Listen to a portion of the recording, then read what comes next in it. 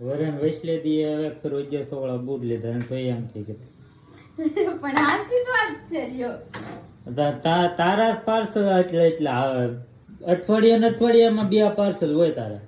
મારી વસ્તુ ન હોય પેલી વાત. એમ કે નહીં કે કેમ ખબર છે 1000 વાળી વસ્તુ ને 1000 રૂપિયાનું આવે હું અને 5000 વાળી ને તો એમ જ કે હવે 5000 માં શું આવે એટલા બધા મોંઘા પાર્સલ હતા એટલે 200-300 કેટલા 300 350 500 બસ.